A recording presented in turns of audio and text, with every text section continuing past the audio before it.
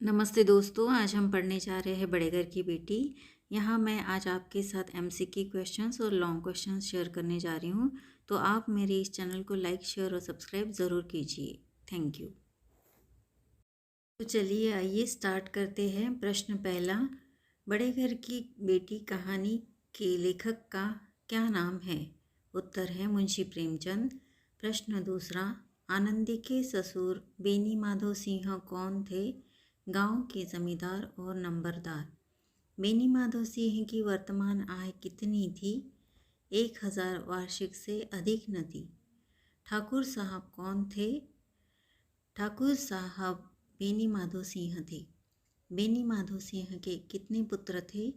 बेनी माधव सिंह के 2 पुत्र थे। बेनी माधव सिंह के बड़े बेटे का क्या नाम था?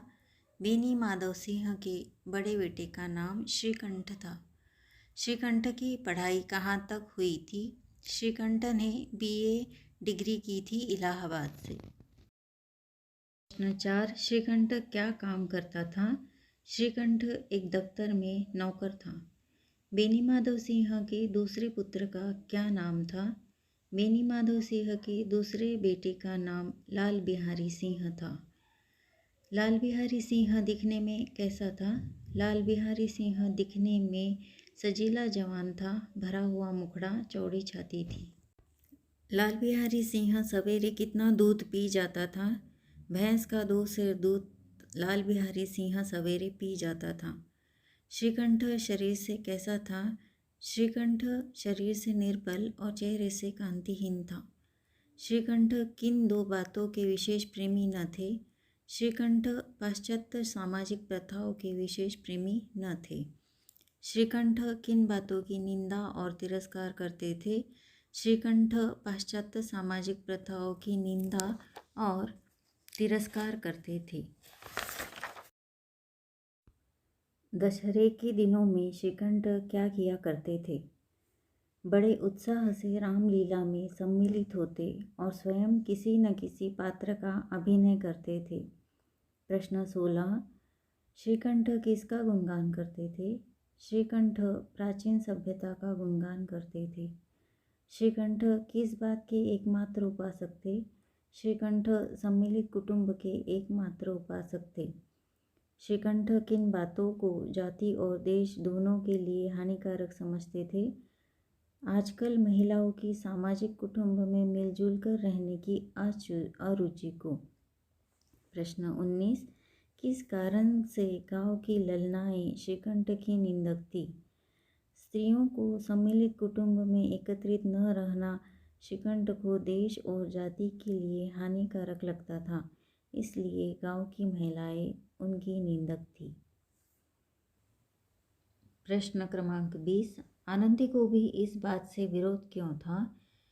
आनंदी के अनुसार आए दिन की कलह से जीवन को नष्ट करने की अपेक्षा अलग रहना बेहतर है।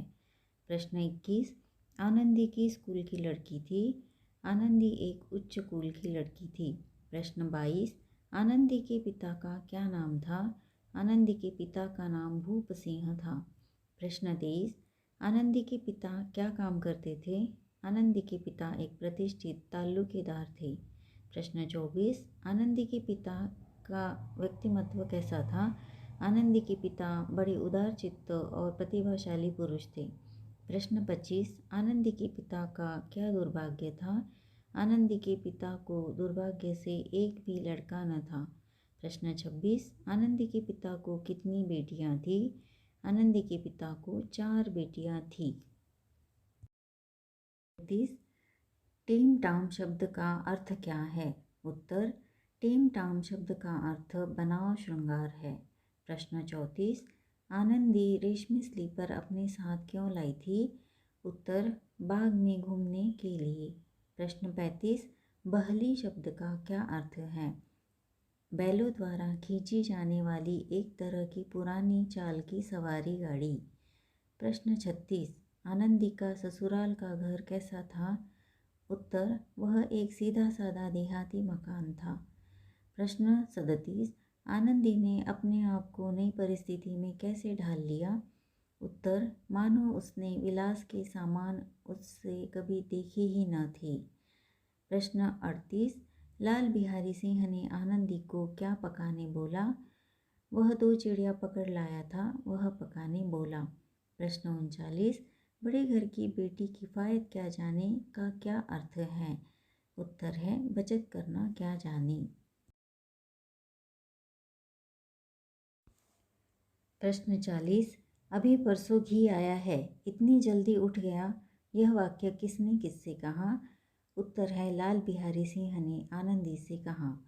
प्रश्न 41, आज तो कुछ पाव भर रहा होगा, वह सब मैंने मांस में डाल दिया, किसने किससे कहा? उत्तर है आनंदी ने अपने देवर लाल बिहारी सिंह से। प्रश्न 42, लाल बिहारी सिंह को भावच की कौन सी बात बुरी मालूम हुई? ढिठाई। प्रश्न 43, मैके में तो जैसे घी की नदी बहती हो, किसने किससे कहा? लाल बिहारी सिंह ने आनंदी से कहा। प्रश्न 44, हाथी मरा भी तो 9 लाख का, वहाँ इतना घी तो नित्य नाई कहाँ रखा जाते हैं, किसने किससे कहा? आनंदी ने लाल बिहारी से कहा। प्रश्न 45, वे होते तो आज इसका मज़ा चखा देते, किसने किससे कहा? यह वाक्य आनंदी ने लाल बिहारी सिंह से कहा। प्रश्न 46, खड़ाऊ शब्द का क्या अर्थ है? उत्तर है लकड़ी की बनी हुई खुली खूंटीदार पादुका। प्रश्न 47, लाल बिहारी सिंह ने आनंदी की ओर क्या फेंक कर मारा? उत्तर है खड़ाऊ। प्रश्न 48, जिसके गुमान पर फूली हुई हो उसे भी देखूंगा और तुम्हें भी, किसने किससे कहा? उत्तर है लाल बिहारी सिंह ने आनंदी से कहा। प्रश्न 49, आनंदी का सिर किस तरह बच गया? आनंदी ने हाथ से खड़ाऊ रोकी। प्रश्न 50, आनंदी को कहाँ चोट आई? आनंदी को उंगली में काफ़ी चोट आई। प्रश्न 51, क्रोध के मारे आनंदी की अवस्था कैसे हुई? उत्तर, हवा में हिलते पत्ते की भांति कांपती हुई। प्रश्न 52, स्त्री को किस बात का घमंड होता है? उत्तर है स्त्री को पति के बल और पुरुषत्व का घमंड होता है। प्रश्न 53, खून का घूंट पीकर रह जाना का क्या अर्थ है? उत्तर है क्रोध को नियंत्रित करना। प्रश्न 54, श्रीकंठ सिंह घर कब आया करते थे? उत्तर है शनिवार को। प्रश्न 55, कोप भवन का क्या अर्थ है? उत्तर है वह कक्ष या घर जहाँ कोई रूठी हुई स्त्री बैठ जाती है। प्रश्न 56, भद्र पुरुष का क्या अर्थ है? उत्तर है शरीफ आदमी। प्रश्न 57, पिंड छुड़ाना का क्या अर्थ है? उत्तर है पीछा छुड़ाना। प्रश्न 58, भैया आप ज़रा भाभी को समझा दीजिएगा कि मुंह संभाल कर बातचीत किया करे, नहीं तो एक दिन अनर्थ हो जाएगा, किसने किससे कहा? लाल बिहारी सिंह ने श्रीकंठ से कहा। प्रश्न 59, हाँ, बहू बेटियों का यह स्वभाव अच्छा नहीं कि मर्दों के मुँह लगे, किसने किससे कहा? उत्तर है ठाकुर बेनी माधव सिंह ने अपने बेटे श्रीकंठ को कहा। प्रश्न 60, कुछ भी नहीं, यूं ही आप ही उलझ पड़ी, मैके के सामने हम लोगों को कुछ समझती ही नहीं, किसने किससे कहा? उत्तर, लाल बिहारी सिंह ने श्रीकंठ से कहा। प्रश्न 61, चित्त तो प्रसन्न है ना, किसने किससे कहा? आनंदी ने श्रीकंठ से कहा। प्रश्न 62, उपद्रव शब्द का अर्थ बताइए। उत्तर है उत्पाद, उधम मचाना। 63, त्योरी चढ़ जाना का क्या अर्थ है? उत्तर है क्रोध आना। प्रश्न 64, इतनी गर्म क्यों होती हो, बात तो कहो, किसने किससे कहा? उत्तर है श्रीकंठ ने आनंदी से कहा। प्रश्न 65, शूर शब्द का अर्थ बताइए। उत्तर है लियाकत, तमीज़। प्रश्न 65, उद्विग्नता शब्द का अर्थ क्या है? उत्तर है परेशानी, चिंता। प्रश्न 66, श्रीकंठ किस तरह के पुरुष थे? उत्तर है श्रीकंठ धैर्यवान और शांत पुरुष थे। प्रश्न 67, दादा, अब इस घर में मेरा निर्वाह न होगा, किसने किससे कहा? उत्तर है, श्रीकंठ ने अपने पिता से कहा। प्रश्न 68। बेटा, तुम बुद्धिमान होकर ऐसी बातें करते हो। स्त्रियां इसी तरह घर का नाश कर देती है, उनको बहुत सिर चढ़ाना अच्छा नहीं है, किसने किससे कहा? उत्तर है, बेनी माधव सिंह ने श्रीकंठ से कहा। प्रश्न 69। लाल बिहारी सिंह को श्रीकंठ अपना भाई मानने से क्यों इनकार कर रहा था? उत्तर है, लाल बिहारी की क्रूरता और अविवेक के कारण। प्रश्न 70। गांव की स्त्रियां श्रीकंठ और पिता के झगड़े से हर्षित क्यों हुई? उत्तर है, क्योंकि श्रीकंठ अपने पत्नी के पीछे पिता से लड़ने पर तैयार था। प्रश्न 71। गांव के कुटिल मनुष्य किस बात पर जलते थे? उत्तर है, बेनी माधव और श्रीकंठ के कुल की नीतिपूर्ण गति पर जलते थे। प्रश्न 72। श्रीकंठ ने ग्रेजुएशन कहाँ से किया था? उत्तर है, इलाहाबाद से। प्रश्न 73। लाल बिहारी को श्रीकंठ की कौन सी बात सही न गई? उत्तर, भाई का यह कहना कि मैं इसकी सूरत नहीं देखना चाहता। प्रश्न 74। आनंदी स्वभाव से कैसी थी? उत्तर है, दयालु। प्रश्न 75। भीतर बुला लो, मेरी जीभ में आग लगी, मैंने कहाँ से झगड़ा उठाया, किसने किससे कहा? उत्तर है, आनंदी ने श्रीकंठ से कहा। प्रश्न 76। पछताओगे, उन्हें बहुत ग्लानि हो गई है, ऐसा न हो कि वह चल दे, किसने किससे कहा? आनंदी ने श्रीकंठ से कहा। प्रश्न 77। लल्लू, इन बातों को बिल्कुल भूल जाओ, ईश्वर चाहेगा तो फिर ऐसा अवसर न आएगा, किसने किससे कहा? यह वाक्य श्रीकंठ ने लाल बिहारी से कहा। प्रश्न 78। बेनी माधव सिंह आनंद से पुलकित क्यों हुए?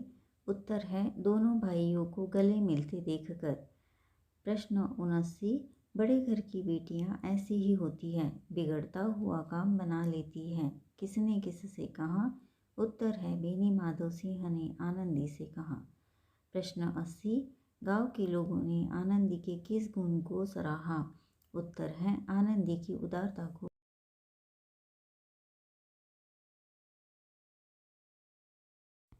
प्रश्न पहला, कहानी का उद्देश्य बताइए। इस कहानी के माध्यम से लेखक ने स्पष्ट किया है कि किसी भी घर में पारिवारिक शांति और सामंजस्य बनाए रखने में घर की स्त्रियों की अहम भूमिका होती है। घर की स्त्रियों अपनी समझदारी से टूटते और बिखरते परिवार को भी जोड़ सकती है। साथ ही लेखक ने संयुक्त परिवारों की उपयोगिता को भी इस कहानी के माध्यम से सिद्ध किया है। प्रश्न दूसरा, बेनी माधव सिंह ने आनंदी को बड़े घर की बेटी क्यों कहा? उत्तर, आनंदी का देवर जब घर छोड़कर जाने लगा तो आनंदी ने आगे बढ़कर अपने देवर को रोक लिया और अपने किए पर पश्चाताप करने लगी। आनंदी ने अपने अपमान को भुलाकर दोनों भाइयों से सुलह करा दी। अतः बिगड़े हुए काम को बना देने के कारण बेनी माधव ने आनंदी को बड़े घर की बेटी कहा। प्रश्न क्रमांक 3। बेनी माधव के कितने पुत्र थे, उनका परिचय दीजिए। बेनी माधव के 2 बेटे थे। बड़े का नाम था श्रीकंठ। उसने बहुत दिनों के परिश्रम और उद्योग के बाद बीए की डिग्री प्राप्त की थी और इस समय वह एक दफ्तर में नौकर था। छोटा लड़का लाल बिहारी सिंह बदन का सजीला जवान था। प्रश्न 4। श्रीकंठ के व्यक्तिमत्व के बारे में लिखिए। उत्तर, श्रीकंठ बीए इस अंग्रेजी डिग्री के अधिपति होने पर भी पाश्चात्य सामाजिक प्रथाओं के विशेष प्रेमी न थे, बल्कि वे बहुधा बड़े जोर से उसकी निंदा और तिरस्कार किया करते थे। वे प्राचीन सभ्यता का गुणगान और उसकी प्रकृति का प्रधान अंग था। सम्मिलित कुटुंब के तो वे एकमात्र उपासक थे। आजकल स्त्रियों में मिलजुल कर रहने में जो अरुचि थी, श्रीकंठ उसे जाति और समाज के लिए हानिकारक समझते थे। प्रश्न 5। गांव की स्त्रियां श्रीकंठ की निंदक क्यों थी? श्रीकंठ स्त्रियों में जो मिलजुल कर रहने में अरुचि थी उसे जाति और समाज के लिए हानिकारक समझते थे, वे प्राचीन सभ्यता का गुणगान और सम्मिलित कुटुंब के उपासक थे, इसलिए गांव की स्त्रियां श्रीकंठ की निंदक थी। कोई कोई तो उन्हें अपना शत्रु समझने में भी संकोच नहीं करती थी। प्रश्न 6, आनंदी की सम्मिलित कुटुंब के बारे में राय अपने पति से अलग क्यों थी?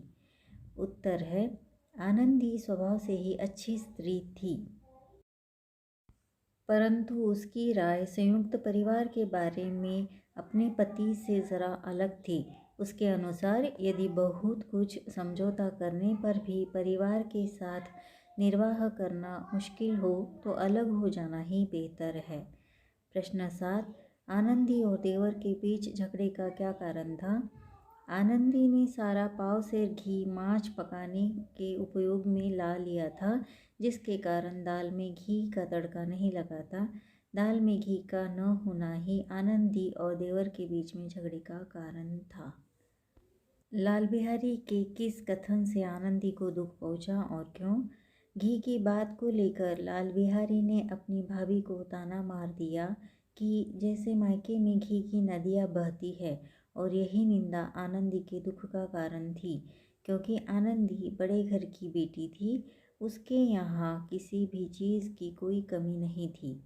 प्रश्न 9, स्त्रियां गालियाँ सह लेती है, मार भी सह लेती है, पर उसके मायके की निंदा नहीं सही जाती है, क्या तात्पर्य है?